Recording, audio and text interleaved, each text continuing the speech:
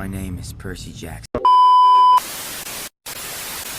All right, we are back, and if you are joining us, you've most likely watched episode 1 and 2, and if you haven't, you should probably check. We're probably going to have chapters on YouTube, but, there's going to be spoilers, so whatever format you're in, just beware. You should have watched the first 2 episodes before listening to this.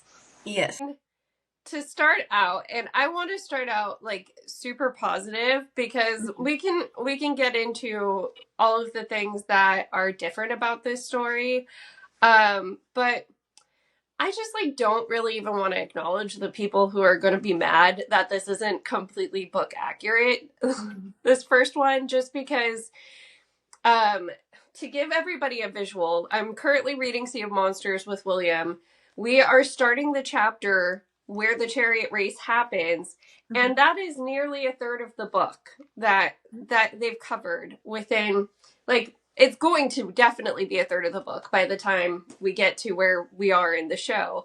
So that is a lot to cover in their first 2 episodes. Yeah, and the book starts off in this interesting place where it goes on for a while, the beginning parts where they're setting a lot of things up, but there isn't a whole lot of action. And so they kind of have to do all of that all at once in the beginning because it kind of goes up and down. There's a lot of stuff when they're on the Princess Andromeda in the next episode. There isn't that much, and then the ship explodes. But there's a lot of in between time where there isn't a ton of action, and then there's a lot of it and it goes away. So they have to kind of balance all of that when they're making the show.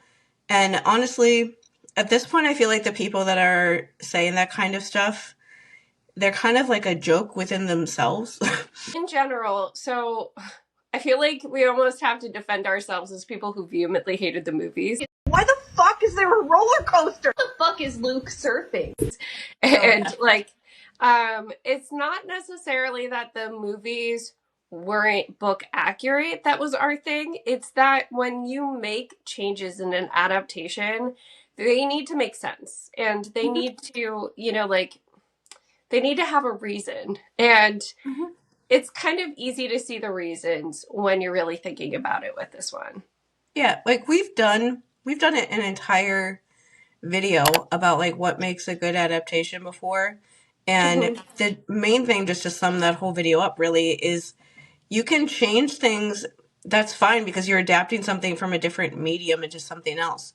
The main thing is just if you change it where the characterization of the characters are fundamentally different, or they never reach kind of the thing they're supposed to learn about by the end of whatever that thing is, that's when things start getting weird. And the Percy Jackson movies veered off course pretty much almost immediately, where none of the characters really resemble the characters that and they don't really do anything. They skip over the most important scenes and or just do them very strangely, like how they do Scylla and Charybdis in the Sea of Monsters movie and stuff. And so that's why people hate them. They don't hate them because they're not exact replicas of the book or something. It's because they change so much of what what these characters were supposed to be, that it feels like you're not really watching the same people in the same story. There's a difference there. And I guess I just hope the book purists is what people started calling them now, that I keep saying this, but I swear to God, you guys are going to drop all this when Titan's Curse starts, because it's Titan's Curse, and I know you are. So can we just pretend? Stop pretending like you don't like this thing. The crowd that we roll with isn't doing that. We're all very happily surprised by the changes, because it's cool that after this long they can tell us a new story in a sense. Yeah, it's fun to look at the things that they did in the original, see how they changed it, how that improves the story or changes things in a little different way that makes it fun. So we start off with this dream sequence that is Grover searching for Pan. And this is different than the books because we kind of immediately get him running away from Polyphemus and going into a bridal store. But this one is how they chose to intro Allison. And both of us really like thought it was interesting that Allison is somebody that Grover knows. Allison Sims, is that you? What are you doing here? Campers aren't allowed to search for Pan. We're not campers anymore, Grover. But he's like, Allie, what are you doing here?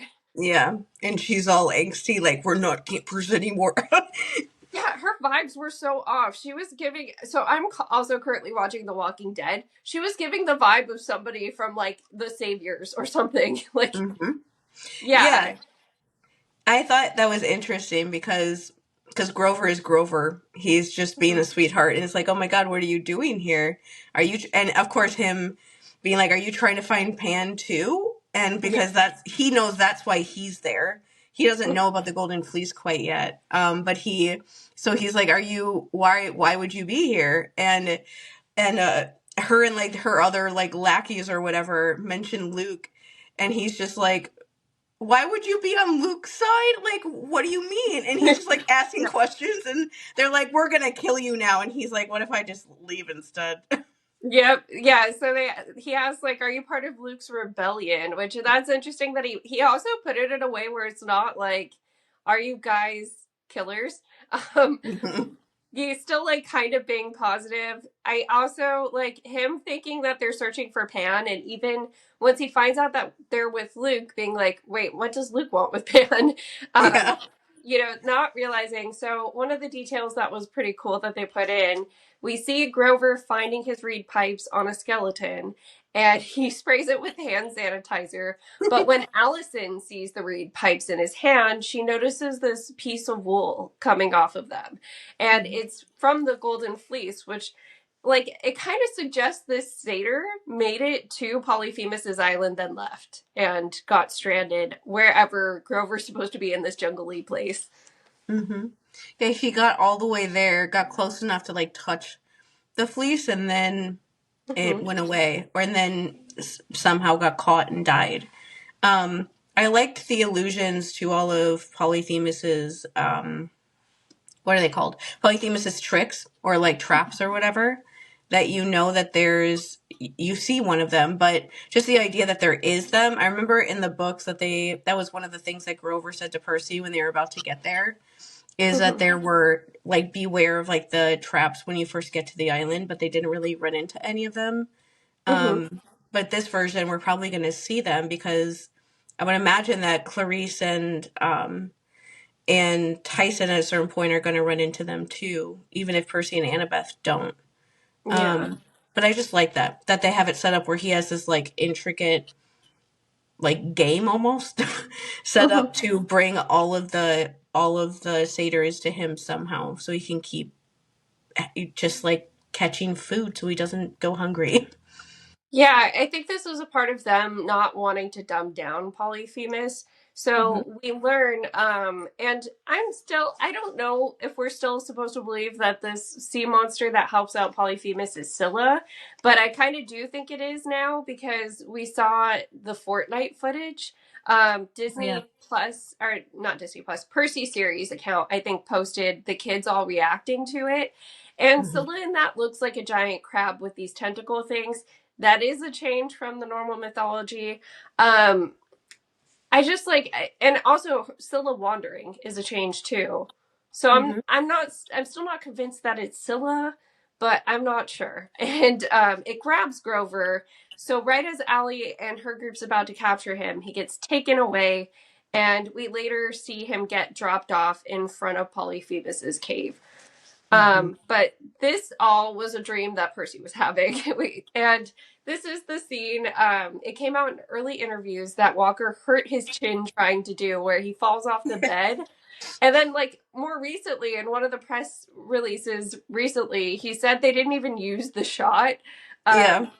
Yeah, but there was like plexiglass, and they wanted to shoot him from under the plexiglass so you get his face in that part. But yeah, we just get, like a side view of him. And I saw someone point out that his bed sheets are wrapped around his ankle when that's happening, kind of similar how Grover's wrapped up.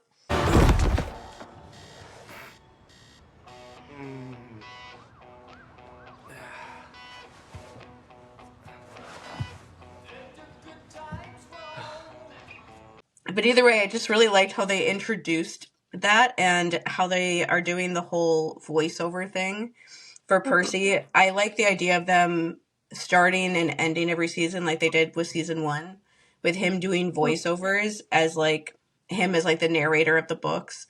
Like him saying, like during this voiceover part, he says something about how like maybe my mom knew what was coming kind of thing. And it's just like the idea that he's like imagining Percy like years in the future, writing this down somewhere. It just is like a fun little thing to make people remember the books for kids who are watching this that have never actually read them before. Yeah. So the song playing in the background of this part is Let the Good Times Roll by the Cars. I started taking note of the songs just because it was something Tatiana said in it was her podcast episode where she interviewed that one girl, Cam, that got to go on. Cam Silas, I believe is her handle. She was talking about how because they got more budget, she was expecting the music to be a step up. So I'm kind of like keeping track of it. And I love because we heard that Rick, one of his passions is music, that like we're getting some of these classic rock things in here. I really want, I know this is like the thing that everybody is waiting for, but I feel they have to do Thunderstruck when Thalia wakes up. Like if they don't do that, then what are we doing? Like people have been wanting them to do that for so long, and they've already talked. Like I remember somebody in production said something about how they were excited because Disney wanted them to use like a certain song in the finale during like a big part. And I'm like, I hope that's what that song is, because what else would you use during a part like that? You have to use something because there's such build up to her showing up finally at the end. But yeah, I just like that you can just tell literally everything that they have more money. Okay, now we get to talk about Tyson.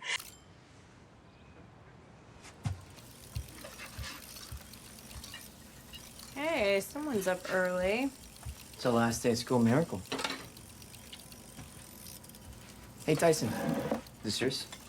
Oh, thanks, Percy. That looks pretty cool, Tyson. What is that? Compass. So I don't get lost.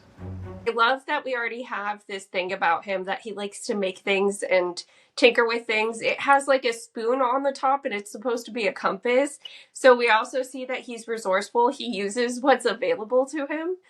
And yeah, that comes in handy later too. But it gives me older sibling vibes. Like even back then, it's very much just like, yeah, some things may grate on me because I'm already annoyed, but like I care about this person.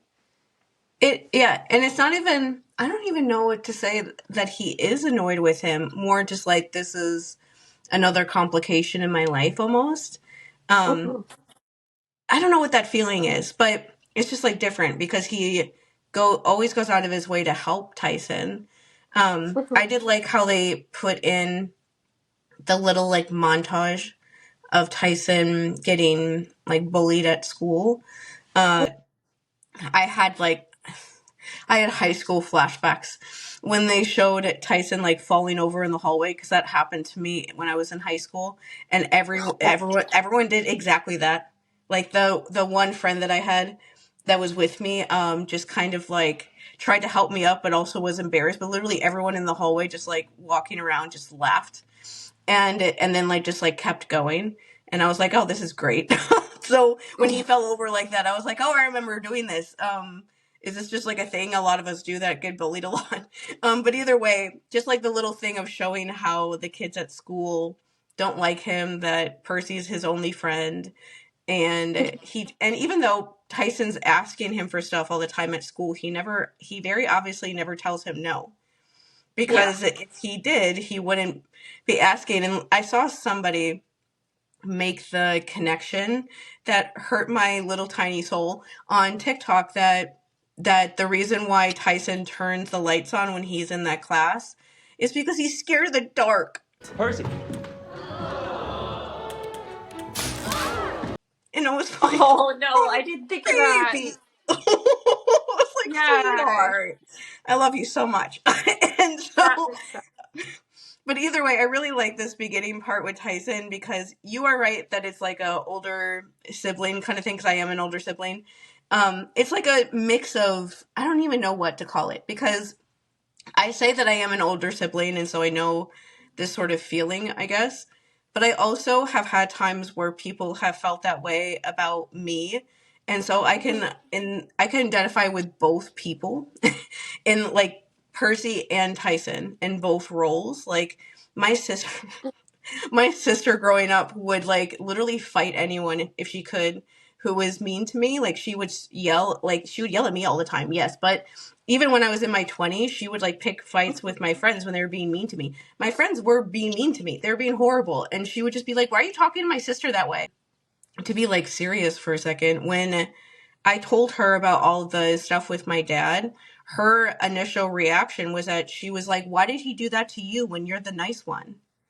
And like so that's what like the Percy Tyson dynamic reminds me of Percy knowing that Tyson is like this sweet, super kind, super like trusting, more like how he sees like innocent minded person, but also at the same time has had like super traumatic things happen in his life, and he doesn't want him to have to go through hearing the way that people talk about him or the way that they treat him. He just doesn't like it. And like the whole discussion with him and his mom was really interesting because he was saying like, why the thing that he said to Sally was like, why are you getting his hopes up? Like he doesn't want Tyson to get excited like he is about going to what they call hero camp. And for him to show up and to be able to not get in because he knows that camp wouldn't let him in. It just sets up the dynamic really well with him and Tyson, that Tyson likes to help him. Like he makes the compass thing so he won't get lost. And so he likes to try to help and contribute with Percy where he can and help him out where he can, even though Percy at the same time is trying to do the same thing for him. And it's just like a very sweet thing to see, including when he literally picks him up. Yeah. That's like the sweetest things, that they're just walking down the sidewalk. They're just walking down the sidewalk, and the Grey Sisters cab comes too close to Percy, and the thing that is great about that part where he picks up Percy is that Percy is not fazed by this, so he's definitely done this many times before. I feel like every time there's like a loud noise, Tyson just picks up Percy and is like, "I must defend you." It's so cute. I love it so much. Yeah, go Let's ahead. talk about Tyson's background really quick. So they did, to change the pacing, they moved his background kind of up to where Percy already knows he's a Cyclops. He is a homeless child that Sally met while she was volunteering, which, you know, like when you go back and read the books and you see what Sally turned out to be in later books, it honestly, it just puts her in that role of being camp mom a little bit faster, of like, this is what I do. I take in, you know, lost children of gods. And there's a chance, because Sally studied up to make sure Percy was okay, especially in this universe, that she probably knew that he could be a child of Poseidon. Because Annabeth says in the book, like she the way she says it to Percy is something like, Cyclops are usually children of gods, or one god in particular. And she doesn't tell him it's Poseidon, but like Sally would also know that. So I'm sure she knew in the back of her head somehow that like it's important for these two to be together. Yeah, and in the books, Sally keeps telling the school that they're going to about Tyson to try to get them to send somebody there to help him, and every time they do, they like can't find anything. And so that's like the way that Rick wrote around it, of like Sally is trying to help Tyson, but the school keeps going there and not seeing anything because of the mist or whatever, because of a book. Like it's literally just the difference between a book and a TV show. The book wants you to be invested enough to keep reading, so they make that a little mystery in the beginning for you to figure out who Tyson is. The show, they don't need to make it a mystery. They can just have Sally and Percy know who he is right away. And it's fine. And either way, he's homeless, and there's scenes in here that bring that up, that of how that's his background, that he's an innocent. It's this weird mix. I think, like, this is so not probably what they were thinking of, but to me, it reminds me a lot of severe childhood trauma, like survivors or victims, whoever you want to call yourself, because we are very naive to a lot of things in life in the way that Tyson is, but we also know about the most messed up stuff you can ever possibly imagine. And so, like, Tyson is, like, super innocent like that about just, like, social dynamics and things like that. But at the same time, he was constantly being attacked and had to be on guard all the time, and doesn't like the dark because he would get attacked at night and things like that when he was homeless. And so it's like this, he's a really interesting mix of all of those things coming together. And Daniel Deemer is amazing. Like every review said, like, whoever cast him deserves, like, a reward from God, basically.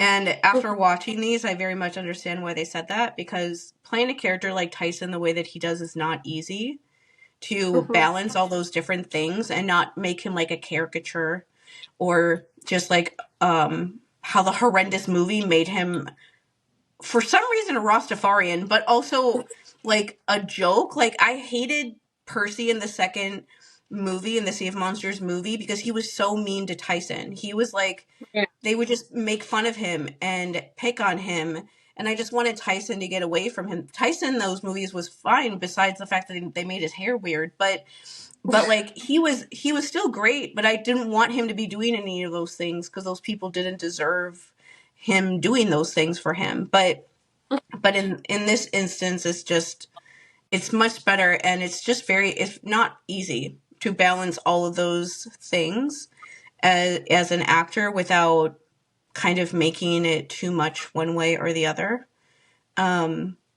Yeah, it's exciting to imagine the scenes that'll come up later that we don't know about, or like how they're going to look when they do happen. Yeah. Wait, before we get to the Annabeth scene, one more thing about when they're at home is Sally's nightmare. And I think it's interesting that they gave Sally dreams too that are somewhat prophetic. I mean, I don't know if we were supposed to get the impression with her having true sight that she's supposed to, like, potentially be an oracle candidate. But her having this dream that's highly symbolic is very, very interesting to me. Like, a really good touch to give her, a little extra connection to the world. That was super cool. I'm glad that they're letting Sally be more of a part of everything in this version, because Sally's the best. And the kids, Walker, but all of them, Walker, Arian, and Leah, were all like talking about how much they love filming with Virginia, who plays Sally, on the first episode of their official podcast. They talked about it for like 5 minutes about how Sally is like everybody's mom. And Walker, I remember saying specifically that, like, some of his favorite scenes he ever films is when he gets to film with her. And so they all said that she makes them feel like she's like their mom in real life, along with playing Percy's mom on screen, that she asks them how they're doing, how their like actual real life is going, like checks in on them and things like that. And I'm like, that's so sweet. I'm so glad that they made Sally more of a character so she can be around a little bit more than she is in the books. Okay, but before we go into the whole Annabeth scene, one thing that I saw Cameron Silas, I think is how you pronounce her last name, noticed too, was something that sometimes I notice things and things like this, and I just like, and I'm like, you know what, I don't want to, for whatever reason, I'm not going to think about that too much. So I know somebody else is going to figure out what this could mean. And that thing for me in the first episode, at least, was when they're walking down the sidewalk and Tyson has on a New York Mets hat. And I was like, and I'm like, that has to mean something, because Annabeth always wears the Yankees hat, and Mets and Yankees fans absolutely hate each other. And you know what is so perfect about this costume department? Hey, watch it. The tiny, tiny detail of giving Tyson a Mets hat. Low, you know.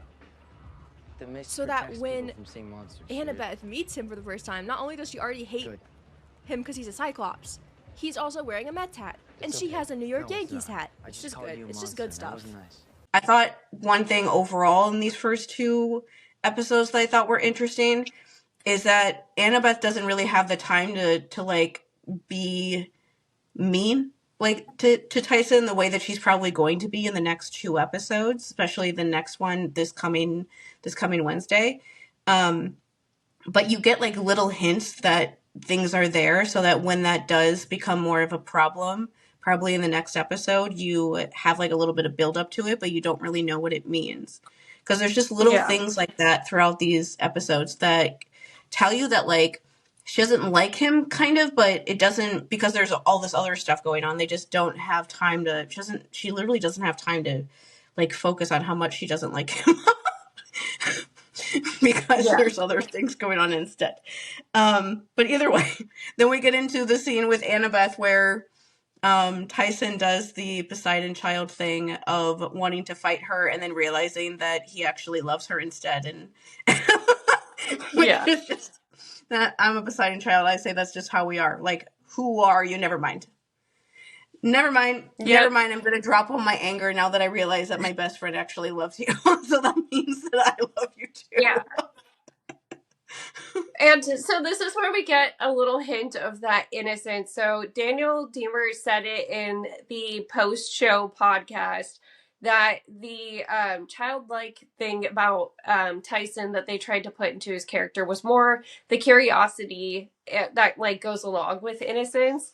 And then also, like, in this scene, you see a little bit of that, like, he has no idea how to interact with people socially yet, so he doesn't realize, like, oh, I'm totally blowing up things for Percy if I mention he stares at your picture all the time. Yeah. So cab design. I wanted to talk about this for a second because I ended up looking up the comic books. Just to try to see. So in the book, they say that it's woven with smoke. And I was thinking that would take so much CGI, first of all. But second of all, when you go to the comics, it's like a hybrid of Yellow Taxi and smoke even there. So I feel like even the people who illustrated the comics were like, what do you mean a car woven with smoke? I feel like that's one of those things that Rick said it and it's like really hard to picture what he meant. So I don't necessarily hate the changes either because this cab has like artifacts from so many different time periods in it. And so it's kind of this cool amalgamation of like, you just know that this cab has existed for so long. Yeah. And that it's as chaotic as it can possibly ever be. And I don't mind at all that they cut out like the stuff at the school. I know that's like the main change during this part is that they're not at school playing like dodgeball in gym class or whatever. They don't need to do that. They don't need to like bring in people just to play a villain for literally 5 minutes, if that. It's much just faster just to have them go to camp and have like the battle with the dodgeballs happen at camp. That makes more sense. The whole idea is that camp is in danger anyway. So why not just like skip those steps and just get to camp faster? So one of the things that Percy and Annabeth first like mentioned, and it is a line from the books too, is Percy or Annabeth says, "You didn't have the dream, did you?" And he's like, "About Grover?" And she says, "About camp." Seaweed Brain pointed out, I believe it was them, that in one of the newer books, I believe it was Chalice of the Gods that they posted a little like excerpt of, that Annabeth, like this kind of pattern happens again where Percy's dreaming about people and Annabeth's dreaming about buildings. And she almost takes it as like a, why am I not seeing the people? And he's like, you're seeing what you need to see. You're an architect. Like, and I just thought that was an interesting kind of through line of their characters. And it does make sense because she's so connected to camp that would be what kind of pulls her from where she's at with her dad in Virginia being miserable. Part of the Grey Sisters cab is just funny Daniel is acting his little butt off in the corner, like hyperventilating into his New York Mets hat because poor little baby Tyson is scared the whole time. And I just liked, I really liked first off, one point I forgot to say was when Tyson and him are walking down the street right before this happens, how Percy is telling him, like, you don't have to wear the hat because the mist hides monsters from people, and then apologizes for calling Tyson a monster. You see, like, him being bullied at school. Percy immediately is like, I shouldn't have called you that, I'm sorry. And then they get into, like, the Grey Sisters cab, and you see Annabeth be freaked out by him. And then they get in the cab, and the Grey Sisters are like, you haven't paid for that. Like, it's not like, they call him basically, like, it. and it's like, and, like, Percy doesn't even, like, acknowledge it. And, like, Tyson says his name, where I think he's worried that, like, Percy's gonna be like, get out, and instead Percy just starts yelling at them about, like, why won't you tell me where Grover is? But it's just those first little like hints that everyone else is a lot meaner to him than his mom and him are, because every person they run into is just like, ooh, what's that? It's not even him. It's like, what's that thing? I mean, I'm like, I'll punch you in the head. But it's very much like a thing that they're doing. And then also they keep calling people boyfriends and terrorizing Annabeth. And first, of course, like, the thing they put in, like, the trailer, this is like the scene that was leaked everywhere in May of them saying like, of her being like, I never said boyfriend, and he's like, I believe you. And I remember they said they filmed that scene a bazillion times because they kept laughing, because it was such, like, a weird thing to imagine people thinking that they were dating, that they just kept laughing. But the part of that I thought was interesting, that I'm surprised that people haven't, like, besides me, haven't, like, really been discussing that much, is they say, like, what about, is Grover the other boyfriend? And then Percy goes, the only part of this that people are, like, acknowledging is them talking about how Percy says, like, what other boyfriend? Or, like, is there another boyfriend? And then they start talking about, like, someone she's dreaming about that's, like, tall and dark and whatever. And I'm like, is she dreaming about Luke? Like, I feel like it's Luke. And because who else is that? Like, who else are they talking? It would have to be Luke, right?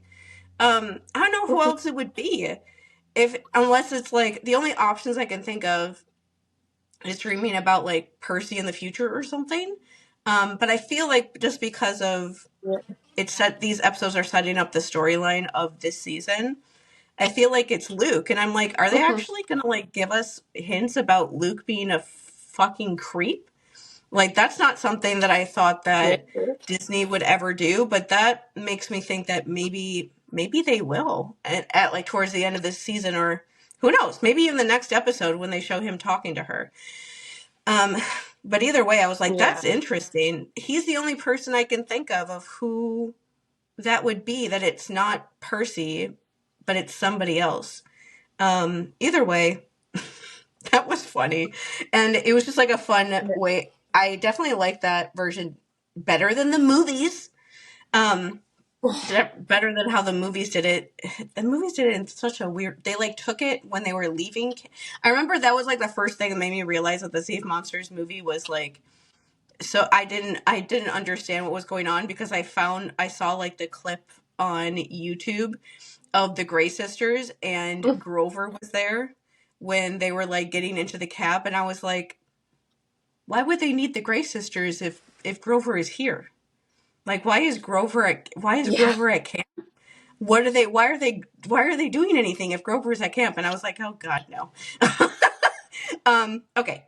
What did you want to say about this part? So the song playing in the cab is You Keep Me Hanging On by the Supremes, just to keep track of the songs now. Let's see. My next note is after they get out, like immediately after they get out of the cab. And the conversation, because at first Annabeth's like, you hid stuff from me. You didn't tell me about Tyson. And, they have a little brief thing, but then Percy's like, I don't want to talk about it. Let's talk about something else. and he asks her about her summer because she was trying to be a kid for once. And he seems genuinely interested in her enjoying her childhood. We later find out she hated all of it, which we can talk about there. But I want to note that Percy seems genuinely interested in, like, did you actually have fun? Mm-hmm. Yeah, he really wanted to know. Is this the part where they talk about having drachmas? Or that later? That's later, right? Not where yet. they realize that's later. So Yeah. that's another thing to show, like, that Percy really did want to know. I really do think that Percy really wanted to know what was going on with her. It doesn't seem like he is just, he's not the one really, like, avoiding necessarily. That's definitely all her. In these first couple episodes is mostly her avoiding stuff. Like, yes, he's not going to tell Annabeth via, like, letter, like, hey, my mom and I adopted a cyclops. It's just, what is he going to say about that? That's not something that he really has to tell them, especially because he doesn't know how they're going to respond to hearing about that, because they're seen as, like, monsters, and people in this world don't like monsters. But this part was interesting, how Tyson was all excited to get to camp, and Percy is upset, and he's like, I told my mom that he wouldn't be able to get in, but she, thinks that he can, or wants to believe that he can. And this introduction to the Canadians, or the Lastragonians, is to me is, like, way more fun, because they just, like, show up throwing fire dodgeballs at them. Yeah, or it's like our first hint that, oh, Annabeth was actually right. There is something going on. Yeah, and it just goes from them, like, walking and being peaceful, to all of a sudden them just, like, running for their lives. And I just like how the fireballs just like keep landing, like, right where they are, to the point where one is about to hit Percy. And this is one of those million things that I'll always point out about, to show how much Percy loves Tyson, that when Tyson goes to stand in front of him, he, like, screams his name, and he's worried about him. And then afterwards, Annabeth has to be like, he's a cyclops, fire doesn't hurt him, he's fine, let's keep going. But he's scared because he doesn't want Tyson to get hurt. With the Cyclops thing that was interesting to me is that Percy never went from, like, oh, my mom adopted this Cyclops, to let me see what information I can research about them. So he didn't know that at all. William was watching when I rewatched the second time with me, and he's like, Annabeth is metagaming. And I was like, what do you mean metagaming? He's like, it's a thing in Dungeons and Dragons where you look up the monsters before you fight them, even though your character doesn't know what they are. And I was like, okay, but this world is set up where you can very easily metagame. Like, it's actually a thing people can do, because everything is from mythology. So all you have to do is read the stories to understand how people defeated the monsters in the past. And Annabeth is the keeper of that knowledge, a little more so than Percy, but Percy knows a good amount too. He knows enough. He doesn't know everything, but I don't think it would really help him to know absolutely everything either. I feel like this is just my perspective, but I feel like it would be overwhelming if you're someone as powerful as Percy in this world, to, like, you almost, like, don't want to look that stuff up, because you know that you just start worrying about all these different things coming after you. Then it's better to, like, just know what you need to at the time, and that's it. One thing from this part too that I thought was interesting is when they get to the barrier, that the barrier is, like, lightning because of Thalia. Right? Like, because Thalia is a child of Zeus, and so the barrier is lightning going off because she's the one protecting the camp. I thought that was a really interesting little thing that they put in. And this part I thought was, like, some of the fun, like, character stuff, which is that like, of course, Tyson doesn't get in at first. And Annabeth is trying to get Percy to just, like, leave Tyson behind. Percy's not going to do that. Are you kidding? Are you kidding me? And so, no, he, like, runs out, and this is the first time he takes out Riptide and uses his sword, is to just, like, stand over Tyson when he's hurt on the ground, and show that he's not he's not going to leave him. And so in the book, the reason why Annabeth lets Tyson into camp is because the bull things are attacking them, and one of the bulls is about to kill Percy, and so she has to let Tyson in so that Percy doesn't get like burned to death, basically. This version is a similar sort of idea, but it's more like almost simple than that, that it's purely like Percy is not going to leave Tyson behind, period. And so if we want to like actually get to camp and like stop these things from hurting anybody, you have to let him in because Percy's not going to leave him there. Like, that's it. End of story. Tyson, trust me, okay? I got you. I like that when she lets Tyson in, it also lets in one of the Lystragonians because it kind of adds to the tension where we know Annabeth doesn't like Tyson already, and we still don't quite understand why. And with this one, it's like that almost gives her an extra reason to be frustrated with Tyson being there. Of like, well, I had to let you in, and now you let in a stupid Lystragonian. Like, what the hell? Yeah.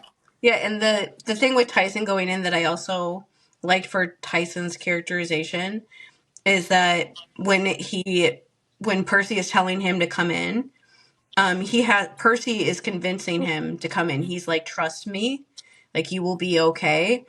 And he like pauses for a couple seconds before he takes his hand and he actually doesn't do it. Like the Lastragonian like runs into him and like pushes him through.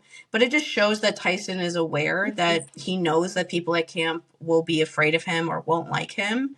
And that's why he's like not doing anything at first. And Percy is having to convince him, like, trust me, I have your back, basically. But it just shows that even if Tyson is like innocent, he's not innocent to that. Like, you're aware when everybody doesn't like you. No matter how innocent-minded you are. This is why some of the stuff that Tyson does in the books reminded me of autistic people. Because that's the kind of stuff that we do. Like, even if we don't know why people don't like us, we know that they don't. We just don't know. We don't know why they don't, and we don't know how to fix it. But we're aware that they don't. Percy, so after the Lystragonian gets in, Clarice spears it, and when she picks up her spear, I just love that Percy's like, "Oh, you fixed your spear," and she's just like, "Don't even no." The best interaction for these episodes got exactly how I picture Clarice and Percy in both of them. But this part of him being like, "Oh, hi, Clarice. Shut up, Jackson." Like, that is even when they're getting along and they're friends, that's the kind of I remember saying this before we read The Last Olympian, that I feel like they just go at each other for fun. They just like say things to each other just to like see how much the other one will get pissed off, but they're not like being serious about it. They're just those sort of friends. But it was just that was I'm like, that is like the perfect dynamic for the two of them, for her to just be like, shut up and leave me alone. When Annabeth starts talking about what the Lastragonians are and how they're cannibals from the north, and she comments about how she says something about how they're stupid, give you an idea of like, this is a thing that's not going to let you talk like that about the monster figures. You're not going to have a character like Tyson and then have people running around calling other monsters stupid just because you think they're simple-minded or something. It's just little stuff like that I enjoy that they do in an Odyssey adaptation. When Annabeth figures out that it's the Lystragonians, she figures out what the strategy is very, very fast. And it's just fast enough for them to get to Luke as he's like about to leave Thalia's tree. So they witness the tail end of what the plan was, which is destroy the tree to destroy the border to get into camp. And so her being able to be like, wait, but they attacked the back of camp, which means that they're probably sending someone else to the front. I just love that they use that Athena quality in her to kind of move us from there to this part where we get to see Charlie / Luke stabbing the tree with Backbiter. The other thing from this scene too that really got me was when like Percy says, "You running again?" It gives me the kind of Mm-hmm. Marvel superhero vibes that I know Walker loves. So I feel like that's what he was trying to add there. Of, you know how some of the Marvel superheroes are very quippy and like try to find super, like, I don't know, super sarcastic things to say. I feel like that's what that was. Mm-hmm. Yeah, I liked him being just angry at Luke and being like, "Are you running away again like a little baby? Like you think that you're like this rebellion leader, but you can't sit here and fight like the people that you betrayed. You got to like run away like a little bitch on blackjack without even wearing like bareback. You don't even let him wear like a thing on him so it doesn't hurt as much, you little jerk." but, Yeah. but still, like, that's very much the energy. And of course, then we go into Annabeth being really upset. And I like how they do the, what is it called? And the info dumping stuff. Sorry, I can't think of the right word. But the term for that, whatever. In these couple episodes, because they do it in a way where it's just like in the middle of a scene and it doesn't feel like they're telling you all these things, but they're still explaining it. Like in this part, Percy is explaining to Tyson. Tyson's like, the tree is a girl? And he's explaining how Thalia died and says like Zeus didn't save her, but instead turned her into something that would keep a lot of other people safe. And Annabeth is just upset and is like, Thalia died to protect Luke. Why would he do this? And Percy's like, because he's a shill for Kronos and doesn't care about anything anymore. That's it. I was like, yeah. He gets it, and she's still like, but wait, our little family. Yeah. And I like how he is like looking right at her, like, you know this, right? Just to like drive the point home, like, yeah, he's not gonna come back, or he's not gonna change his mind or whatever. Okay. And then the next part is when Olive Camp shows up and wants to kill Tyson like a little punk. And this is why I like them putting in these little things of Tyson getting like bullied or just treated badly by people during this beginning part, because it shows how exasperated Percy is by this point. Like, people at school are mean to him. He accidentally said something to him. The Grey sister said that. Annabeth's being weird about him. They finally get into camp, and now all of camp shows up wanting, like, all of Ares' cabin is all gonna apparently shoot him all at the same time. And he's like, will you guys just stop? And thankfully, this is when they have him get claimed by Poseidon, because to stop them from just murdering him in front of Percy. I don't even know. I don't want to think about how he would have reacted. That it would have been really bad. But thank goodness that they stop the rest of camp from doing that. And they still make it clear that camp wants to kill him, very obviously. They just have Poseidon claim him in a different place, basically, instead of in the big like cafeteria room like they do in the books.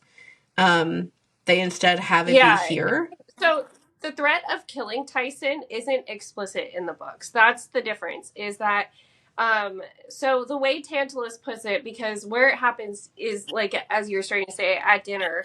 And they didn't let Tyson sit with Percy, first of all. And Tantalus is saying, this one's just a baby. He can stay alive as long as he proves that he's not a danger.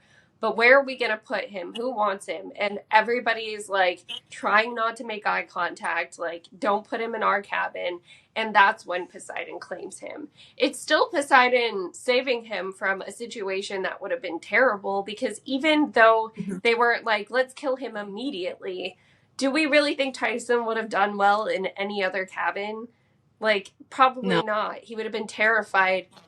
Like, it wouldn't have been good either way. So it still was kind of the same general motivation on Poseidon's part of, let me save this son and make sure he stays with Percy. Yeah, and I will say one thing from this part of the books that I always remember, because it greatly upset me, so I still remember it. is how the other kids at camp are talking about, and Tantalus and stuff, are talking about wanting to take him like outside and they can take turns hunting him. Like they like as a game, the kids from camp are gonna take turns trying to hunt him. And like, are you trying to hunt him because you want to give him a high five? Like, no, you're trying to hunt him because you want to see who's best at catching him and hurting him or killing him or something. And they're just talking about that in front of him in that scene. And he understands that they don't like him, but I'm like, I'm glad that they didn't make me watch that because that's depressing as hell. And I don't want to watch that. They can get the same idea across without doing that. And the thing about this, though, that I really like about how this show is writing these characters is that this happening, the thing that why this upsets Percy is because he feels like Tyson has lied to him. And that is such a huge part of Percy's characterization. Bro, did you know this whole time? But you said your mother was a naiad. You knew that. So how did you know that? I didn't. Oh. Don't lie to me, Tyson. Please. No way. We're best friends and we're bros. I would never lie. We're not bros. Poseidon's our father, but... We've talked about that a lot in the last couple of years, but it's just, he has big time betrayal trauma. And Percy has every reason to have that as a problem. Like, just to think about his life, like Sally is great, obviously, but still, Sally lied to him, like gaslit him growing up, told him he wasn't seeing anything, so he thought he was hallucinating. This is crazy. There's something wrong with my brain. No, I'm not a baby. I know there's no such thing as monsters. I know there's no such thing as gods, that there is no such thing as demigods. And kept sending him away to schools, and he didn't understand why she was doing any of that. Like, Chiron was at school as a teacher and was lying to him the whole time. Grover was the only person who was a friend of his for an entire year. And he found out after a year that the main reason why he was friends with him was because of this other reason. It wasn't necessarily about him. That's like the biggest part of the betrayal stuff with Grover is to me, is like that. To know that their friendship started off not from like an authentic place and things like that. And then on top of it, Luke is such a gigantic betrayal, which is why he has like no patience for him.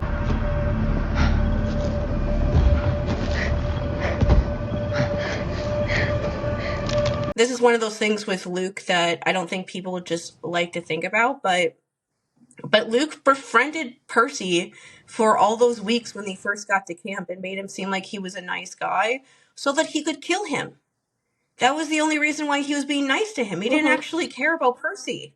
He was just trying to recruit him to join his side. And the moment that he thought he wasn't going to join him, he was going to kill him. Like that, he wasn't being nice to him because he's actually nice. He was doing that to get him to be nice to Luke, and like so he could give him the shoes. And he probably initially wanted him to take him on the quest that he knew was going to happen. But even when that didn't work, he wanted to give him the shoes that are supposed to kill him.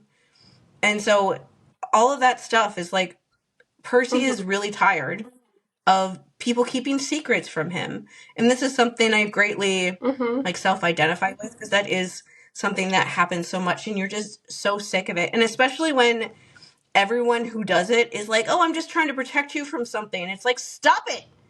Like, stop doing that, because now you're saying that. So am I allowed to be mad at you? Like, how do you be mad at somebody when they're telling you that they're protecting you from something? And that's why they're lying to you all the time. And it's just like, just stop lying to me, and this never has to happen. And so one of the reasons why I love Tyson and Percy is because of that. Is because Tyson doesn't ever do that stuff. And he's like the only person, really. The reason why Percy is upset about Tyson being his brother is not because Tyson is necessarily his brother, but like there's like a little thing of that right before the Grey sisters show up. Tyson says something about like, oh, my mom is a nymph. Is that going to be, maybe that will help me get into camp? And he's like, I thought you didn't remember your parents. And it's just like, when you've been betrayed like that by so many people so close to you, when somebody says something that makes you think, you're like immediately like, are you lying to me too? Like, is that what's going on? Are you lying to me too?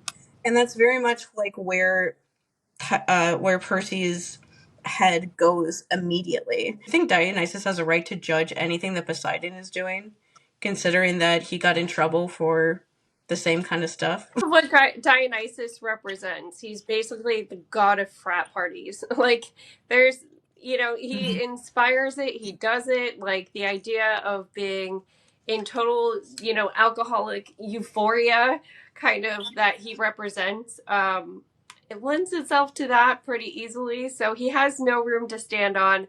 I do think it's funny, though, that he's, like, uncontrollably, like, laughing and then says never could keep his trident to himself. Yeah. Annabeth and Percy are like, can we be adults?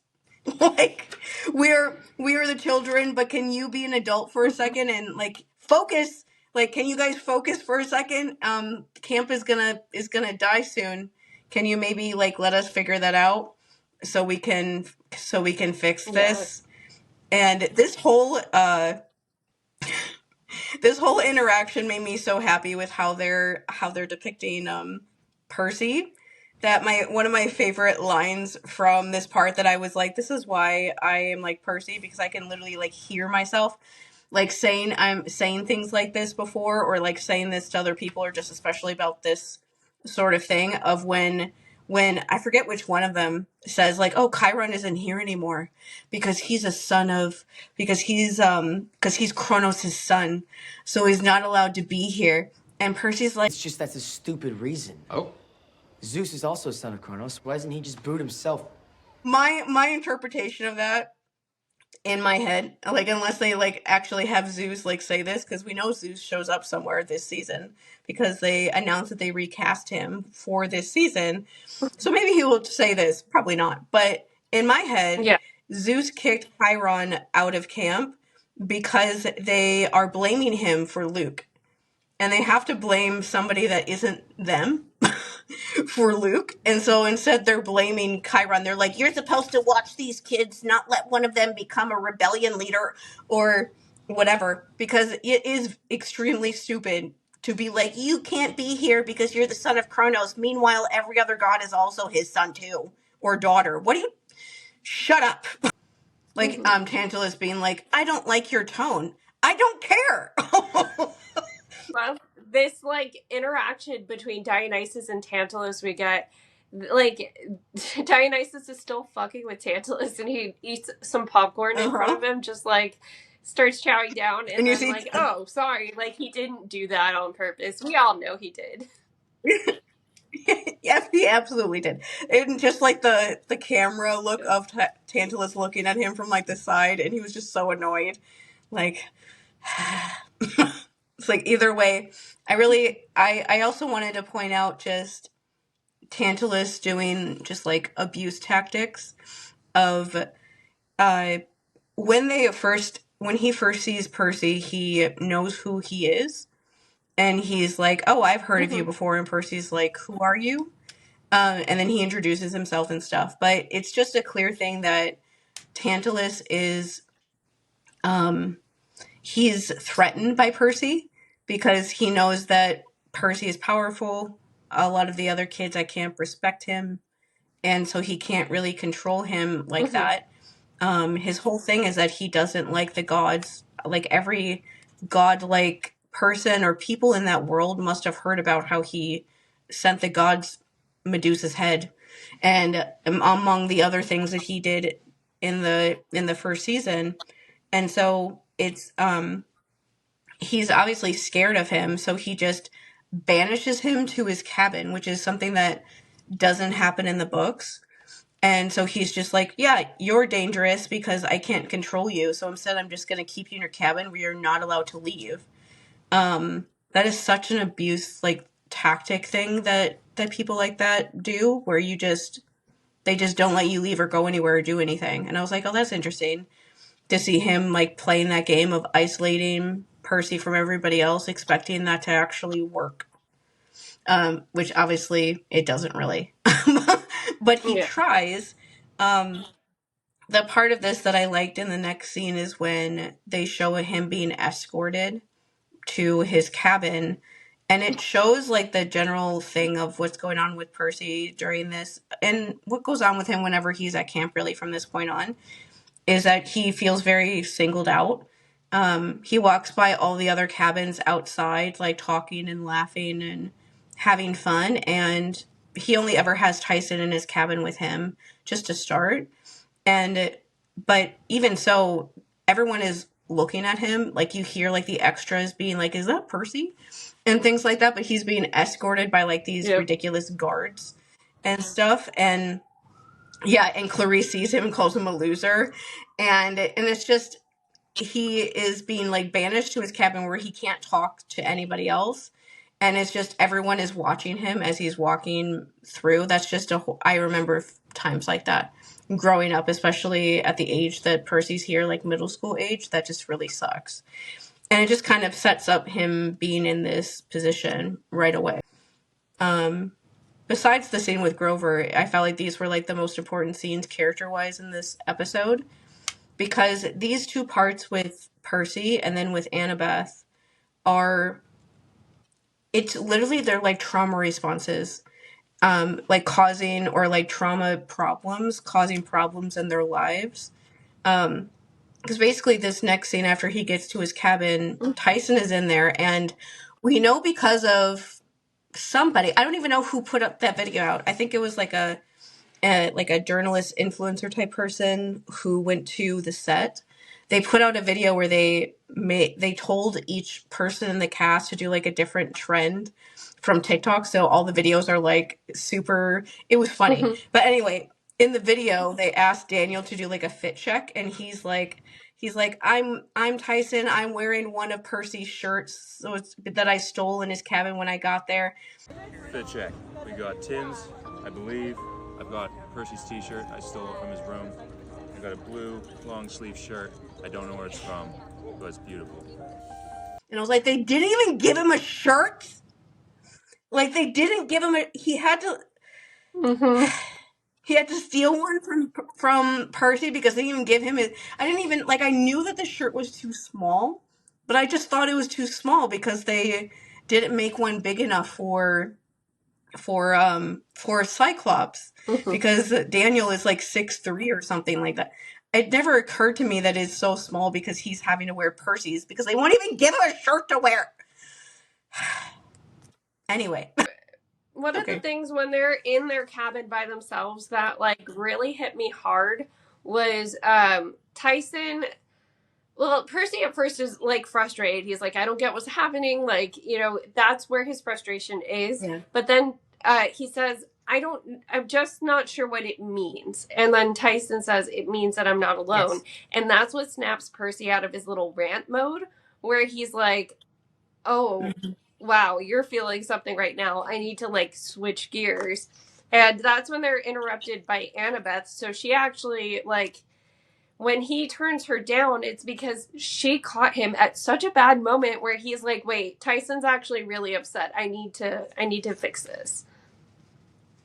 Yeah, and the thing with the Tyson Percy conversation here that I liked is he comes in and starts asking Tyson all these questions. He asks him, like, are you lying to me? Were you lying to me? Percy is like saying like, oh, you're not really my brother, because he's hurt. He thinks that Tyson has been lying to him. And when Tyson says like, this means that I'm not alone anymore, that like wakes him up of like, what am I doing? Like, Tyson isn't somebody that would do that, you know? He's not somebody that would do that to me. But it's that sort of betrayal trauma is intense in that way, where you have a hard time trusting anyone. And considering like everything that Percy's been through, it makes sense that even with Tyson, he questions him like that. And yeah, like you said, Annabeth shows up at like the worst time, like right after that happened. There's no way that Percy's just gonna like be like, anyway, I'm gonna leave and go talk to Annabeth now. Yeah. After that happened, he's gonna like try to, you know, talk to Tyson and reassure him a little bit. And I thought this scene was really interesting because this is Annabeth, her like trauma thing is, as anyone who knows anything about these books knows, is that especially at this part, Annabeth is afraid of people leaving because everyone else but Percy basically has left in some way. And so she's doing the avoidance thing that, like, I don't like attachment styles a lot of the time. They feel way too, like, in a box. Like, I don't think that anyone can fit into, I don't think everyone in the world can fit into, like, these tiny little ideas. But they are, like, a good kind of, like, structure if you're trying to figure that kind of stuff out. And I do think she's doing, like, the avoidance attachment style thing here, like, very much so, at least these first 2 episodes. Especially this part, like, she's just wanting to talk to him, and because he can't, she's like frustrated by the fact that she wants to talk to him now, but he can't. And it's like, yeah, because Percy has Tyson now. He's not like alone anymore. He has other people and other things going on. And so he can't just like up and leave Tyson like that. He has other people that he cares about in his life, and she is like mad about it almost, because it's like, well, I'm here now and I finally want to talk to you and tell you these things that I've been avoiding telling you for the last like year of my life. And he's like, yeah, but I can't leave right now. And he tries to, have her come inside and just like talk to him while Tyson is still there, because he wants all of his people to get along. But it's just this interesting thing that she just like she just won't do it. And we know that she's afraid of Cyclops, and that's I'm sure a big part of why. But it's also like this thing of, I think she's almost mad that like Percy isn't willing to like talk to her the exact moment that she wants. Yeah. And that is like an avoidance thing of like, well, I tried this one time, so no, I'm not going to do it again. Like he was actually telling the truth. Like he didn't actually have one. If he did, he definitely would have tried to call her to talk to her. But she did, and she just like avoided actually talking to him. And it was just like an interesting sort of thing with them of, they're both trying not to hurt each other, but they're just kind of, like I said, like Percy accidentally hurts Tyson because he's afraid that he's going to betray him. Annabeth is like walking away from Percy and not really giving him a chance to talk, because she's so afraid of him like also leaving her that she instead is like leaving him in like this weird way that happens. And then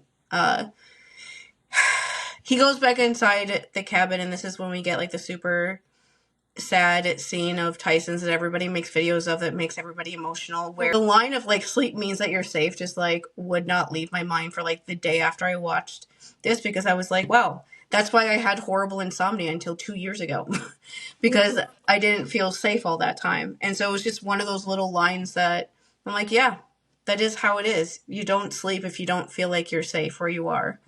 And it's just, that scene was just very, Daniel and Walker's acting were very good in that scene. Daniel, you never see his face, but you just hear so much in his voice, and how Percy is just talking to Tyson and trying to make him, realizing that he messed up and is trying to make him feel better, and just talking to him about all the stuff he went through before he got here. And it just is something that you listen to that and you're like, this is why Percy's so protective of Tyson. Like, I will like burn down the world itself to make sure that Tyson's never sad for another day in his entire life after going through something like that. But it just kind of brings everything back to like the emotions of everything, and you're just like, oh my God, I can't do this anymore. Like, hear Tyson talk about how hard that time of his life would have been. Yeah, so it was so sweet. So the exact line is, sleep's good, it means you're safe. I think we'll get good sleep here. And yeah, it broke everybody's heart. Poor baby. So when Annabeth realizes she's not going to get Percy alone right when she wants him, she goes to go talk to Thalia's tree. And one of the things she says to the tree is, even before Luke left, you were the only one I could really talk to. And that would honestly, like, that hit so hard too, especially because you think she was like, what was she, like 7? And She even then, she said, was having trouble with Luke. I think she said like the year before Luke left. And so to me, that's like when she was like 11, 12, like the year before Percy showed up at camp. I'm hoping that's what that means. But either way, that was really sad because it's just sad to think that like Luke was at camp with her. She was at camp all those years. And like Luke talks about that time as like the good times or whatever, like before things went wrong at like towards the end and stuff. And it's just sad to hear like how lonely she was, that she would go and talk to Thalia's tree to talk to somebody because she felt like she couldn't talk to somebody else. And I was just like, damn, that's the biggest like thing against Luke that I can possibly ever think of, that he didn't realize how sad and lonely she was when she was just like 11, 12-year-old girl, to the point that she was just like regularly talking to Thalia's tree. And there is like a whole thing that Thalia and her are black on the show, and to like lose that sort of relationship would be really hard for her. I don't know that she would really trust anybody else at camp to try to take that place. But it just was really sad to see her sitting out there by the tree, like almost like wanting to keep it company and want to make sure that Thalia was okay after Luke freaking stabbed her. And then we go into Grover. Grover and Percy. Yeah. I love Grover and Percy scenes so much. The empathy link is so cool. The way that they depict it is the coolest thing ever. This first one is really interesting because they're like figuring out what it is. Like, where are we? What are we doing? Why are you in a mirror? Like, where are, like, and realizing that the way that the dream is like a mix of both of their realities kind of merging together sometimes is so interesting. How like Grover gets scared sometimes when he hears Tyson in both episodes, and Percy's like, no, it's fine, it's just Tyson. But it's just like those little things are like coming into their realities mixed together in this fun way. It is so sweet to hear like how excited Grover gets when he realizes that it's an empathy link, and he's like, it only happens when you're like best friends. And just the way that they're like, their clothes keep switching, where they're wearing, like how Percy's like, why are you wearing my clothes? And he's like, I don't know, why are you wearing mine? And then they like switch back to like their actual clothes, and it's just such a cool visual way to show how that like connection would actually work. And them figuring out like, what are we doing? Like, where are you right now? And basically the first time they do it, Grover gives him the same coordinates that the Grey sisters gave him, and so he knows for sure that's where Grover is. And this time, by this point, Grover has figured out that the Golden Fleece is on the island, and they show us where it is. That it's like, in this version, it's like way high up, like in a tree, which explains some pictures I've seen of behind the scenes ones of Walker way up high on like wires and stuff. That must be like towards the end when they're trying to get it down. But either way, at this point, Grover's able to tell him like, no, I'm in this island where the Golden Fleece is. You need to come and get it, because that'll fix everything going on at camp. And so he falls out of bed again after having this like really fun, this dream when it comes to Grover was a little bit better, because he is in a place where he's stuck with a monster and stuff. But it's not like as bad as the dream that he has really in the next episode, or the ones that he probably has later on as it gets closer and closer to when things will start happening with him. But either way, it ends with Percy going in and going to Annabeth and being able to tell her like, oh, I figured everything out. Like, I just had another dream and I just figured all of our problems out. We're good now. And I saw an interview with Walker. I cannot remember the journalist now that, it was on their podcast, their official podcast, where they were talking about how he has like the cool ending line. And he said that sometimes he's tempted to like lower his voice Yeah. And he has like those cool lines, and they have to tell him like, don't do that. Yeah. And he's like, you don't mean to, you just like want to do it, you just start doing it because you just feel so cool. Saying like the ending line of the episode, I figured out how to save camp. That part in the podcast was funny. Just picturing him standing there talking in like 3 octaves lower than his actual voice, and then being like, will you stop it? Yeah. Let's see. One thing too that I caught in the dream is, so in this one, the mention of Tyson is Grover's like, wait, were you in a taxi with like Annabeth and a Cyclops? And Percy just says yes. He doesn't say anything about who Tyson is. It's gonna come up again in their later dream, but like, I just want to know, like, for whatever reason, he's withholding it from Grover specifically. Mm-hmm.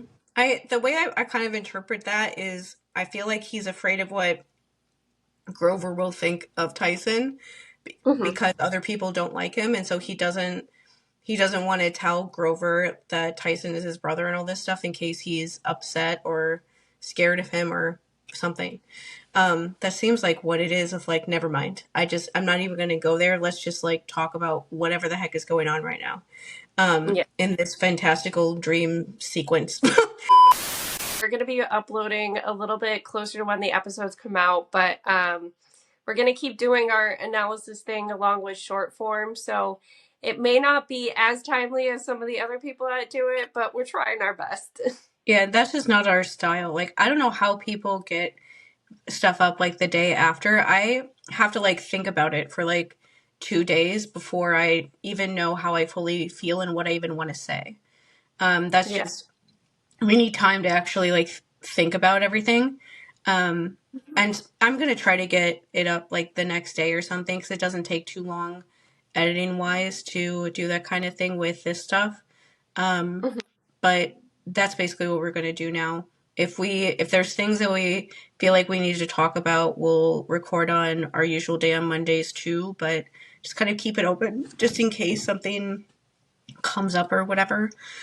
Yeah. Other than that, that's it.